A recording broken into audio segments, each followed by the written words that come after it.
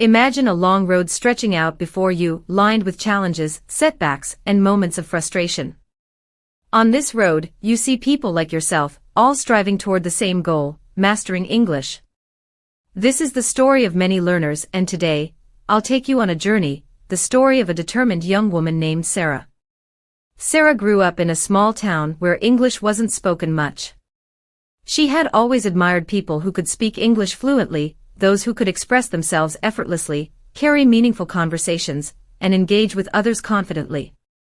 To her, English was more than just a language, it was a gateway to opportunities. It represented knowledge, success, and the ability to connect with the world beyond her town. Yet, every time she tried to learn, it felt like an uphill battle.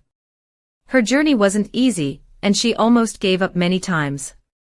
But Sara's story is one of determination, and it holds lessons for every English learner who has ever felt discouraged. Here is how she overcame her fears, broke through her self-doubt, and made consistent progress towards fluency.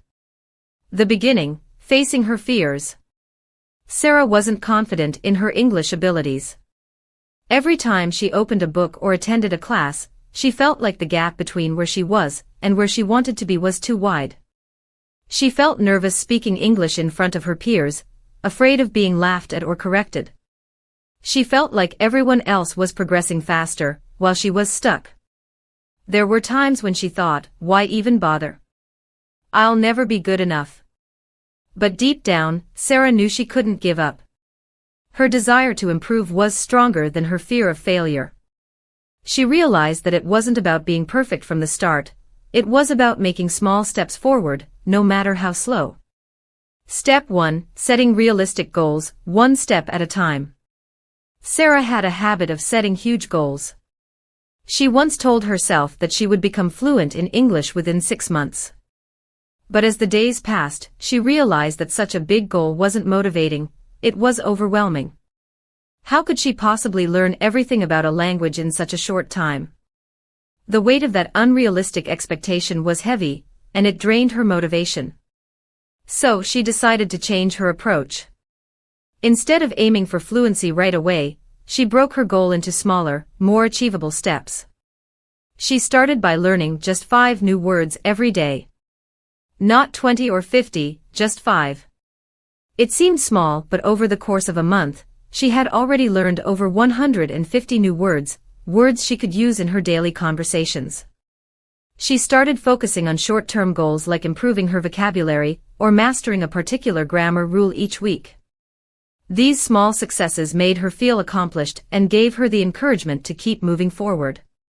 The important thing was to move at her own pace and focus on progress rather than perfection. Step 2, committing to daily practice, no matter what. There were days when Sara didn't feel like practicing. Life was busy, and she often felt tired after work. She had responsibilities at home, and sometimes, it seemed like she just didn't have the energy to learn. But then she reminded herself of a simple truth: consistency beats intensity. Sara knew that it wasn't necessary to spend hours studying English every day. Even if she only had 15 minutes to spare, she made sure to use that time wisely. She would read a short article in English, listen to an educational talk, or review the new words she had learned. Over time, these small daily efforts began to add up, and her understanding of English improved steadily. She also realized that learning doesn't always have to be formal or strict. Sometimes, she would simply think in English, trying to translate her thoughts into the language as she went about her day. This made her feel more connected to the language, and gradually, it became less foreign and more familiar. Step 3, immersing herself in English. One of Sara's biggest challenges was the lack of a strong English-speaking environment. She didn't live in a place where she was surrounded by English speakers, and she couldn't travel abroad. But she found ways to immerse herself in the language without leaving her home. She started changing her environment. Sara set her phone and computer to English, so every time she used them, she would be exposed to the language. She subscribed to English newsletters and started reading articles online. She followed English language blogs that interested her, on topics ranging from cooking to self-development, because it's important to engage with content that sparks curiosity. This made her learning feel natural and enjoyable. Whenever she could, she joined online discussions in English, reading and commenting on posts. She even started writing her journal in English. At first it felt strange, but soon enough it became second nature. Step 4. Embracing mistakes and learning from them. Early in her journey, Sara was afraid of making mistakes. She would often stop herself from speaking English because she feared that others would laugh at her or judge her for her errors. But over time, she learned that making mistakes wasn't something to be ashamed of, it was an essential part of learning. She told herself, "Mistakes are my teachers." Instead of avoiding speaking, she pushed herself to communicate in English, even if she wasn't sure about the correct words or grammar. If someone corrected her, she didn't feel embarrassed anymore. She saw it as a chance to learn and improve. One day, Sara decided to take it a step further. She started recording herself speaking English, whether she was talking about her day or describing something she saw. When she listened back to the recordings, she noticed areas where she needed improvement, such as pronunciation or clarity. These self-recording sessions were uncomfortable at first, but they helped her become aware of her progress and weaknesses. Step 5. Building a support system. Sara's journey felt lonely at times. She often wished she had someone to practice with, someone who understood her struggles. So she searched for communities of learners who were on the same journey. She joined online groups where people from all over the world were learning English.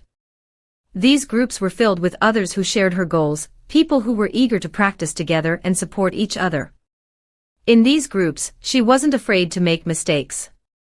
Everyone was there to improve, and there was no judgment, only encouragement. In these communities, she found people who were passionate about learning just like her. They shared resources, tips, and motivational stories. She made friends who would challenge her to keep going, and in return, she helped them with their challenges. Together they created a positive and motivating environment where everyone could thrive. Step 6. Using tools wisely. The world is full of resources to learn English, and Sara explored many of them. But she knew that the real learning happened when she actively engaged with those tools. She used language learning apps like Duolingo and Memrise to practice vocabulary and grammar in a fun, interactive way. She listened to podcasts to improve her listening skills and read articles from news sites in English to expand her understanding. But Sara didn't rely on these tools alone. She knew they were just a part of her overall strategy. She combined these resources with real-life practice. She didn't just memorize new words, she tried to use them in conversations. She didn't just listen to podcasts passively, she paused them to repeat what she heard or write down new phrases. Sara took charge of her learning, making it active and engaging. Step 7. Celebrating every victory, no matter how small. One of the most important lessons Sara learned on her journey was the importance of celebrating small wins. At first, she would get frustrated because she felt like she wasn't improving fast enough. But as time went on, she started to notice the little things. She realized that understanding a conversation in English, even if she missed a few words, was a victory. Speaking in English without pausing too much to think about grammar was a win. Each time she succeeded in a small task, she gave herself credit, because those small wins were proof that she was progressing. Celebrating these victories kept her motivated. It reminded her that learning is a gradual process, and every step forward, no matter how small, was a sign of growth. The moment of breakthrough. Months passed and Sara's daily efforts had begun to show real results. One day, she was in a cafe, enjoying a cup of tea and reading an English article online. A tourist walked in and asked her for directions in English. Without thinking, Sara replied naturally, guiding the person to their destination. It wasn't until the tourist thanked her and left that Sara realized what had just happened. She had spoken English confidently, without fear, without hesitation. It wasn't perfect, but it didn't have to be. The most important thing was that she had communicated effectively, and that realization filled her with pride. That moment was a turning point for Sara. She no longer saw English as an impossible challenge. She realized that she had the ability to speak, understand, and connect with others in a language that once seemed so distant. She had come a long way, and her journey wasn't over yet, but now, she had the confidence to continue. The lesson: persistence overcomes all obstacles. Sara's story teaches us that the journey to learning English is not a straight path. It's full of ups and downs, moments of doubt, and moments of triumph. But if there's one thing she learned, it's that persistence is the key. The only way to fail is to give up.